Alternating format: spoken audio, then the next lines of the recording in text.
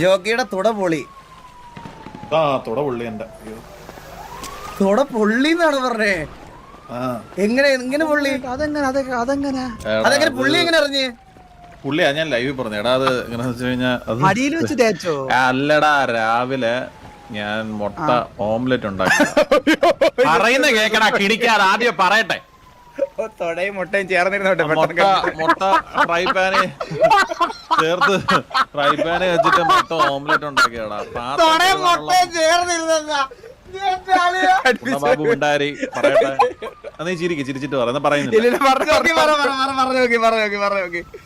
എടാ അത് ഞാൻ രാവിലെ ഓംലെറ്റ് ഉണ്ടാക്കാൻ വേണ്ടിട്ട് ഫ്രൈ പാനില് ഓംലെറ്റ് ഉണ്ടാക്കിയിട്ട് പാത്രം കഴുകാനുള്ള മടിക്ക് ഞാൻ ഫ്രൈ പാൻ തന്നെ എടുത്തോണ്ട് അങ്ങ് ഹോളിലോട്ട് വന്നു.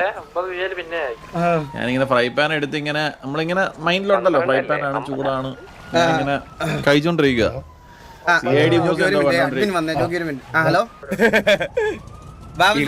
ഫ്രൈ പാന് തൊടയിലെടുത്ത് വെച്ചിരിക്കോ? പറഞ്ഞ പൊളിക്കരുത്. അയ്യോ ജോക്കി, അത് പറഞ്ഞില്ല. ഞാൻ പറഞ്ഞില്ല. അയ്യോ ജോക്കി, പറഞ്ഞു നോക്കി. ഞാൻ നിർത്തിയില്ല, ഞാൻ പറയുന്നു.